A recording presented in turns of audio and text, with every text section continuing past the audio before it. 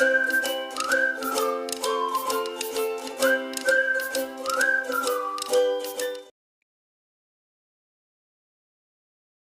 Class 9 chapter 1 matter in our surroundings. Hello students, आज की इस वीडियो में हम लोग पढ़ेंगे एनसीईआरटी या सीबीएसई के क्लास 9 के lesson 1 matter in our surroundings के बारे में। ये पूरा लेसन कंप्लीट होने में एटलीस्ट 2 वीडियोस लगेंगे, क्योंकि शॉर्ट वीडियोस जो होते हैं वो थोड़े से अच्छे लगते हैं वॉच करने में और उसमें थोड़ा इंटरेस्ट आता है पढ़ने में। अगर आपको एक ही बार में ये पूरा वीडियो बहुत लेंथी सा मिल जाएगा तो आपको लगेगा कि अरे इतना सारा टाइम, तो वैसे ही आप नहीं पढ़ने वाले हो। तो इसको हम लोग 2 डिफरेंट पार्ट्स में पढ़ेंगे। फर्स्ट पार्ट में जैसे हम लोग अभी स्टार्ट करते हैं इसके इंट्रोडक्शन से, एंड उसके बाद फिर जब ये पूरे लेसन का एक्सप्लेनेशन 2 वीडियोस में कंप्लीट हो जाएगा तब हम लोग थर्ड वीडियो में इस लेसन के क्वेश्चन आंसर्स को पढ़ेंगे। तो let us start. As we look at our surroundings, we see a large variety of things with different shapes, sizes and texture। यानी कि जब भी हम अपने आसपास देखते हैं तो उसमें बहुत ही वैरायटी ऑफ चीज़ें हमको देखने के लिए मिलती हैं, जिसके कि डिफरेंट शेप्स होते हैं, डिफरेंट डिफरेंट साइजेस होते हैं, डिफरेंट टेक्सचर्स होते हैं। तो हर चीज़ जो इस यूनिवर्स में प्रेजेंट है वो सब एक मटेरियल से बना हुआ है, एंड इसी मटेरियल को साइंटिस्ट जो है वो नेम दिए मैटर। अब हर वो चीज़ जो हम लोग के आसपास है वो सभी चीज़ें क्या है, मैटर हैं। इवन जैसे हम लोग जो एयर है जिसमें हम ब्रीथ करते हैं, जो फूड है जो हम लोग खाते हैं, स्टोन्स हो गए, क्लाउड्स हो गए, stars, plants, animals and even a small drop of water जो हम लोग देख रहे हैं, या फिर कोई भी एक सैंड का सबसे छोटा सा छोटा पार्टिकल, ये सारा ही चीज़ क्या है, वो मैटर है। यानी कि हर वो चीज़ जो हमारे आसपास है। तो अगर आप मैटर को डिफाइन करना चाहो तो क्या हो जाएगा कि कोई भी ऐसा चीज़ जो कि थोड़ा सा स्पेस ऑक्यूपाई करता हो और उसका अपना मास होता हो, उसको हम लोग मैटर बोलते हैं। अब स्पेस ऑक्यूपाई करने का मतलब है कि उसका वॉल्यूम होता है। तो हर वो चीज़ जिसका मास है और वॉल्यूम है वो क्या है, matter. So anything that has mass and occupies space is known as matter. या फिर आप क्या बोल सकते हो कि anything that has mass and volume is known as matter. तो पहले के टाइम में ऐसा होता था कि हमारे सराउंडिंग में जो भी चीज़ें हैं उनको 5 डिफरेंट एलिमेंट्स में क्लासीफाई किया गया था। जो भी अर्ली फिलोसोफर्स थे वो सभी इस मैटर को 5 डिफरेंट बेसिक एलिमेंट्स में क्लासीफाई किए। वो 5 एलिमेंट्स को वो पंच तत्व बोलते थे, जो क्या-क्या है, air, earth, fire, sky and water. यही वो 5 तत्व हैं जिसके बारे में पहले के फिलोसोफर्स जो हैं वो बोलते थे। अब बाद में उन लोगों को मतलब उस वक़्त तक ऐसा लगता था कि जितनी भी लिविंग या नॉन लिविंग थिंग्स हैं, वो सारी ही चीज़ें इन्हीं 5 बेसिक एलिमेंट से बनी हुई हैं। लेकिन मॉडर्न साइंटिस्ट जो हैं वो डेवलप किए आगे जा कर के कि चीज़ों को हम लोग 2 टाइप से क्लासिफ़ाई कर सकते हैं। इस मैटर को हम लोग 2 बेसिस पे क्लासिफ़ाई कर सकते हैं। अब वो बेसिस क्या-क्या हो जाते हैं, तो वो हैं उनके फिज़िकल प्रॉपर्टीज़ और उनका केमिकल नेचर। अब इस लेसन में हम लोग मैटर के इसी क्लासिफ़िकेशन को फिज़िकल एंड केमिकल एस्पेक्ट से देखेंगे। स्टार्ट करते हैं फिजिकल नेचर ऑफ मैटर से। तो matter is made up of particles, first heading दिया है। तो बहुत ही टाइम से इसके ऊपर स्टडी चल रहा था कि मैटर जो है वो पार्टिकल से बना हुआ है, यानी कि बहुत सारे कंटिन्यूअस ब्लॉक से बना हुआ है वो, या फिर वो ऐसे चीज़ों से बना है जैसे पार्टिकल्स होते हैं ना, सैंड के छोटे छोटे पार्टिकल्स, तो वैसा है, या फिर कंटिन्यूअस ब्लॉक के फॉर्म में है। अब ये इस चीज़ के ऊपर स्टडी हो रहा था कि वो कंटिन्यूअस फॉर्म में है या फिर पार्टिकुलेट फॉर्म में है। तो इस स्टडी में जैसे कुछ-कुछ एक्सपेरिमेंट्स यूज़ किए हैं, कुछ-कुछ एक्टिविटीज़ कंडक्ट करे हैं, तो वो क्या-क्या है, तो आपको लेना है 100 ml बीकर और उसमें आपको हाफ फिल कर देना है उस बीकर को वाटर से, और वाटर का जो लेवल है उसको हम लोग मार्क कर देंगे। जैसे यहाँ पे सेटअप में हम लोग देख लेते हैं, ये बीकर लिए हैं और बीकर में यहाँ तक आप जैसे वाटर अगर फिल किए हो तो यहाँ पे आपको एक मार्क लगाना है कि हाँ, वाटर जो है वो यहाँ तक हम लोग फिल किए। उसके बाद आपको इसमें 1 टेबलस्पून सॉल्ट या फिर शुगर जो है वो मिक्स करना है। मिक्स करने के बाद आपको देखना है कि वो जो लेवल हम लोग दिए थे, क्या उसके ऊपर या नीचे कहीं गया है या फिर उसी लेवल पे है अभी तक। इस चीज़ को आपको ऑब्ज़र्व करना है। अब आप ऑब्ज़र्व करोगे कि जो सॉल्ट या फिर शुगर हम लोग लिए थे, वो जो है वो उसमें मिक्स हो गया, लेकिन जो लेवल था वाटर का वो तो राइज़ हुआ ही नहीं। अब राइज़ नहीं होने का रीज़न आपको क्या समझ सकते हो कि जो वाटर के जो पार्टिकल्स उसमें होते हैं ना, जो साइज़ वाटर के जो भी मॉलिक्यूल्स उनके अंदर है उसमें है, उसी मॉलिक्यूल्स के बीच में, अब क्योंकि मॉलिक्यूल्स तो सर्कुलर शेप के होते हैं ना, तो सर्कल्स को अगर आप एक साथ रखोगे, कितना टाइटली भी फिट करके रखोगे, गैप तो बीच में बन ही जाता है। इसी गैप में क्या हुआ कि ये जो सॉल्ट या शुगर के पार्टिकल्स थे वो जा कर के एडजस्ट हो गए। अब इसके वजह से अलग से स्पेस जो है वो फिल नहीं हुआ। नेक्स्ट हम लोग देखते हैं एक्टिविटी 2 यहाँ पे दिया है, एक्टिविटी 1.2। अब ये स्टेट चेंज करेगा, how small are these particles of matter. First वाले से आपको पता चला कि हाँ, वो तो पार्टिकल फॉर्म में है, छोटे-छोटे पार्टिकल्स थे और वो जाकर के वहाँ पे फिट हो गए। तो फर्स्ट एक्सपेरिमेंट से आपको पता चला कि वो कंटीन्यूअस या पार्टिकुलेट, जो यहाँ पे आपका डाउट था वो यहाँ पे क्लियर होता है कि वो पार्टिकुलेट फॉर्म में है। अब नेक्स्ट है कि अब ये जो पार्टिकल्स हैं वो कितने छोटे होते हैं। तब आपको क्या करना है, 2 से 3 क्रिस्टल्स लेने हैं पोटेशियम परमैंगनेट के। ये जो पोटेशियम परमैंगनेट है वो पर्पल कलर के क्रिस्टल्स होते हैं। आपको सिर्फ 2 या 3 क्रिस्टल्स ही लेने हैं और उसको 100 ml ऑफ वाटर में डिज़ोल्व करना है। 100 ml वाटर में जब हम लोग इसको डिज़ोल्व कर रहे हैं तो देखो वाटर का नॉर्मल कलर ऐसा है, जब उसमें आप पोटेशियम परमैंगनेट के 2 या 3 क्रिस्टल्स डाले हैं, तो ही वो कितना हो रहा है, ऐसे कलर का चेंज हो जा रहा है। नेक्स्ट आप इसमें क्या करें, 10 ml वाटर और ऐड किए, कलर थोड़ा-सा हल्का हुआ। फिर आप 10 ml वाटर उसमें ऐड कर रहे हो या फिर यही सेम सॉल्यूशन को क्या किए, वाटर लेना है आपको और उसमें इस कलर का 10 ml सॉल्यूशन डाल देना है। फिर से आपको प्लेन वाटर लेना है और उसमें इस कलर का 10 ml सॉल्यूशन डाल देना है। नेक्स्ट फिर आपको वाटर लेना है, अब ये जो नया सॉल्यूशन बना है उसमें डाल देना है। ऐसे करते-करते आपको दिखेगा कि हाँ, आप बहुत सारे सॉल्यूशन का जो कलर है, वो चेंज कर पा रहे हैं। भले ही कलर थोड़ा-सा लाइट होता जा रहा है, लेकिन कलर चेंजेस आपको देखने के लिए मिल रहे हैं। यानी कि ये जो हम लोग इतना थोड़ा-सा पार्टिकल यूज़ किए थे, वही क्या हुआ कि वो और बहुत से छोटे-छोटे पार्टिकल्स में वो डिवाइड हुआ एंड वो कंटीन्यूअसली क्या हो रहा है, उस सॉल्यूशन में डिसॉल्व होता जा रहा है।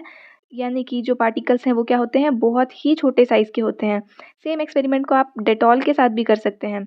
जब हम लोग इसमें पोटेशियम परमैंगनेट की जगह पे डेटॉल ऐड करेंगे तो क्या होगा कि इस बार कलर में नहीं, उसके स्मेल में चेंजेस आएँगे, ठीक है? डेटॉल ऐड करने से कलर की जगह उसके स्मेल में चेंजेस आएँगे और ये जो स्मेल है वो भी सेम वैसे ही, आप उसको रिपीटेडली कितना भी डाइल्यूट करते जाओ, मतलब उसमें कितना भी वाटर ऐड करते जाओ, वो स्मेल जो है वो कंटीन्यूअसली आपको आता ही रहेगा। तो इससे सिंपली आपको क्या पता चला, the particles of matter are very small, they are small beyond our imagination. हमारे इमेजिनेशन के भी बाहर है कि वो कितने ज़्यादा छोटे होते हैं सारे particles.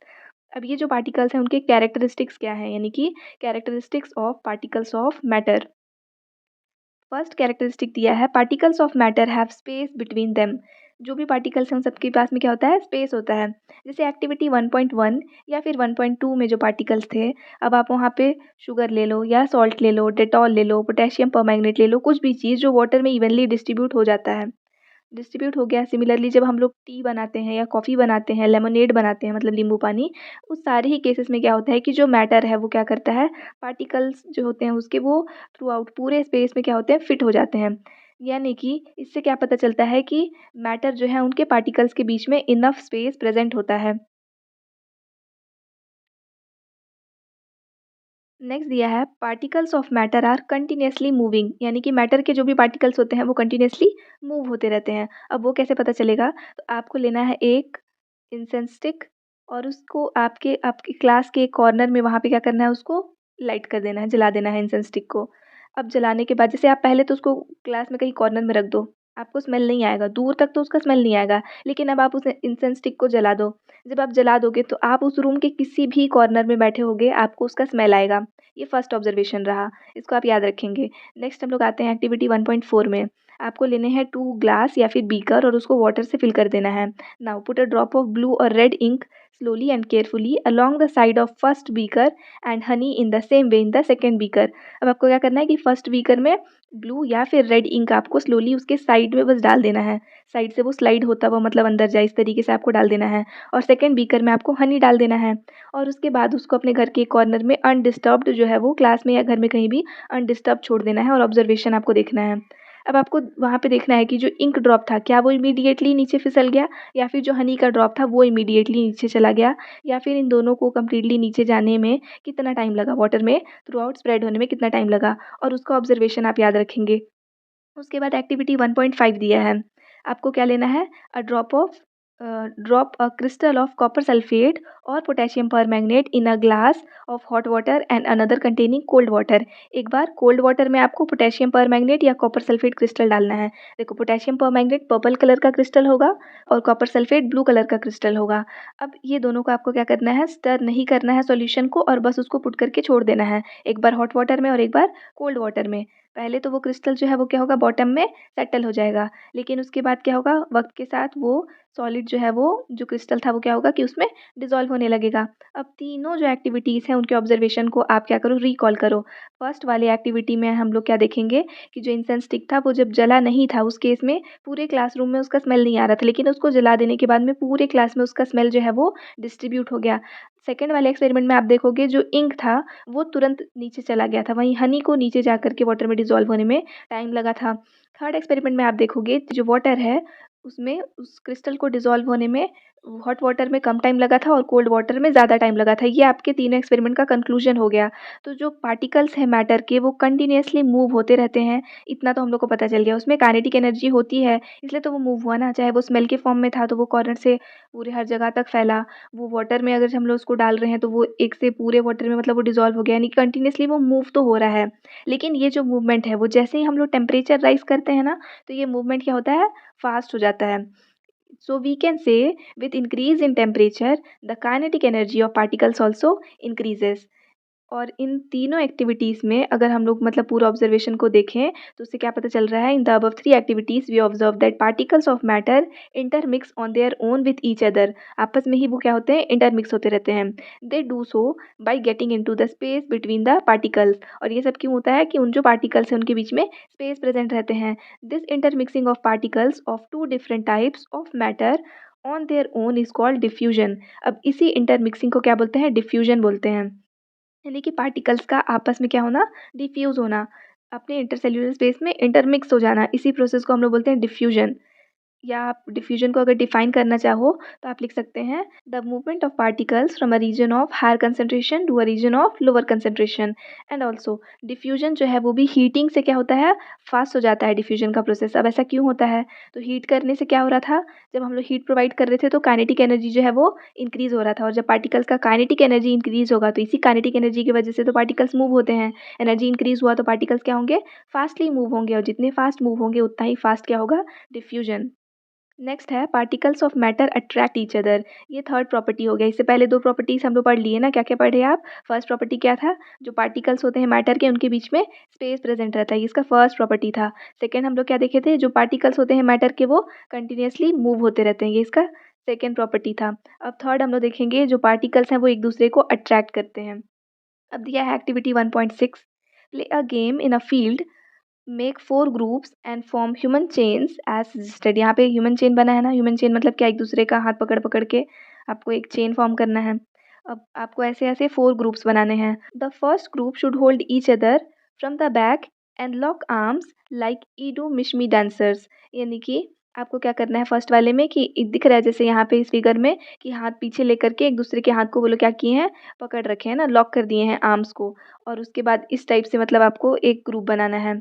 Next second group should hold hands to form a human chain. यहाँ पे नॉर्मल सिर्फ हाथ पकड़ना है एक दूसरे का और ऐसे एक चेन बनाना है। Third group should form a chain by touching each other with only their finger tips. Third वाले में सिर्फ फिंगर टिप्स को पकड़ना है, टच करना है सिर्फ। और फोर्थ वाले में student should run around and try to break the 3 human chain one by one into any small groups as possible. अब फोर्थ ग्रुप जो है वो क्या करेंगे कि आपको सिर्फ वहाँ पे दौड़ कर जाना है और ये जो 3 ग्रुप्स बने हैं उनको ब्रेक करना है, और कितने स्मॉल पीसेस में आप उसको ब्रेक कर सकते हैं वो देखना है। देखो यहाँ एक्सपेरिमेंट किए बिना सिंपल ऑब्जर्वेशन समझ में आ रहा है, जहाँ पे लोग सिर्फ अपने फिंगर टिप्स को सिर्फ टच करके खड़े हैं, यानी कि थर्ड वाला जो ग्रुप है। अगर आप वहाँ पे दौड़ के जाओगे और लोगों को अलग करना चाहोगे तुरंत हो जाएंगे। सेकंड वाले में हाथ पकड़ पकड़ के खड़े थे, वहाँ पे अगर आप दौड़ के जाते हैं और अलग करना चाहेंगे थोड़ा सा टाइम लगेगा लेकिन हो जाएगा। थर्ड वाले में तो इतना टाइटली पकड़ के खड़े हैं, अब यहाँ पे उनको अलग करना जो है वो बहुत डिफिकल्ट हो जाएगा। तो यहाँ पूछा है which group was the easiest to break and why. कौन सा ग्रुप ईजिएस्ट था, तो थर्ड वाला ग्रुप। और क्यों, क्योंकि यहाँ पे जो उन लोग के बीच का जो कनेक्शन था वो सबसे कम था। यानी कि पार्टिकल्स जो होते हैं मैटर के वो क्या होते हैं, एक दूसरे को अट्रैक्ट कर रहे होते हैं। ये चीज़ यहाँ से आप इस एक्सपेरिमेंट से मतलब आप समझ सकते हैं। एक्टिविटी 1.7 भी दिया है, आयरन नेल लेना है, पीस ऑफ चॉक लेना है और रबर बैंड लेना है, और हैमर से तीनों को ब्रेक कट स्ट्रेच जो करना है वो करो। अब देखो हैमर जब हम लोग उसको मारेंगे वहाँ पे, तो आयरन नेल जो है वो क्या होगा, ब्रेक नहीं होगा, लेकिन चॉक का पीस जो है वो ब्रेक हो जाएगा। अगर हम लोग उसको स्ट्रेच करना चाहें तो रबर बैंड जो है वो स्ट्रेच हो जाएगा, लेकिन आयरन नेल या कॉप चॉक का जो पीस है वो स्ट्रेच नहीं होगा। अगर हम लोग उसको कट करना चाहें तो रबर बैंड जो है वो कट होगा, चॉक भी कट होगा, लेकिन आयरन नेल कट नहीं होगा। ये सारे जो है उससे क्या पता चल रहा है कि फ़ोर्स ऑफ अट्रैक्शन जो है सबके बीच में वो क्या है, डिफरेंट है। यानी कि जो पार्टिकल्स हैं सबके बीच में फ़ोर्स ऑफ अट्रैक्शन प्रेज़ेंट होता है, लेकिन क्या होता है, डिफरेंट अमाउंट में प्रेज़ेंट होता है, कहीं पे ज़्यादा, कहीं पे कम। जैसे आयरन नेल में फ़ोर्स ऑफ अट्रैक्शन ज़्यादा है, इसलिए वहाँ पे उसको हैमर से ब्रेक करो या कट करो या स्ट्रेच करो पॉसिबल नहीं है। लेकिन चॉक की जब हम लोग बात करते हैं तो हैमर से भी ब्रेक हो जाएगा और वो कट भी हो जाएगा। हाँ, वो स्ट्रेच नहीं होगा। और वहीं पे रबर बैंड की बात करते हैं तो स्ट्रेच भी होता है वो, कट भी होता है, हैमर से भी हम लोग उसको बीट कर सकते हैं। यानी कि force of attraction iron nail में बहुत ज़्यादा है, रबर बैंड में कम है, चॉक में भी ठीक-ठाक ही है। एक्टिविटी 1.8 दिया है, take some water in a container, try cutting the surface of water with your knife. अब आपको एक कंटेनर में वाटर लेना है और उसके सरफेस को कट करने का ट्राई करना है। लेकिन क्या वो कट हो जाता है उसका सरफेस, या वैसे ही आप एक बार उसके ऊपर नाइफ चलाएँगे एंड वापस से वो सारे जो हैं वो साथ में आ जाते हैं। तो ये सब चीज़ों से पता चलता है कि जो मैटर है उन सब के पार्टिकल्स के बीच में क्या होता है, एक फ़ोर्स ऑफ अट्रैक्शन प्रेज़ेंट रहता है and this force keeps the particles together. The strength of this force of attraction varies from one kind of matter to another. ये जो फोर्स ऑफ अट्रैक्शन है वो क्या करता है, सारे पार्टिकल्स को एक साथ बनाकर रखता है और इसी फोर्स ऑफ अट्रैक्शन की वजह से कोई भी जो पार्टिकल्स हैं, जो मैटर है उसके जो पार्टिकल्स हैं वो क्या होते हैं, सब में अलग अलग फोर्स ऑफ अट्रैक्शन प्रेजेंट रहता है। अब इससे रिलेटेड यहाँ पे क्वेश्चंस दिए हैं। जब हम लोग इसके एक्सरसाइज क्वेश्चंस को पढ़ेंगे ना, तब वहाँ पे ही इस इंटेक्स्ट क्वेश्चंस को भी हम लोग सॉल्व करेंगे। अभी इस एक्सप्लेनेशन में आगे चलते हैं, जहाँ दिया है states of matter. States of matter हम लोग पहले भी पढ़ रखे हैं ना कि जो मैटर है वो 3 स्टेट्स में रहता है। कौन-कौन से होते हैं स्टेट्स? सॉलिड, लिक्विड और गैसियस स्टेट। तो नेक्स्ट वाली वीडियो में हम लोग स्टेट्स ऑफ मैटर को डिटेल में पढ़ेंगे। अभी इस वीडियो में हम लोग जितनी भी चीज़ें पढ़े हैं उन सबको आप एक बार अच्छे से रिवाइज़ कर लीजिएगा। कोई डाउट होगा तो उसको आप कमेंट में पूछ लीजिएगा। नेक्स्ट वीडियो की लिंक आपको डिस्क्रिप्शन में मिल जाएगी। Thanks for watching and please do subscribe if you are new to our channel.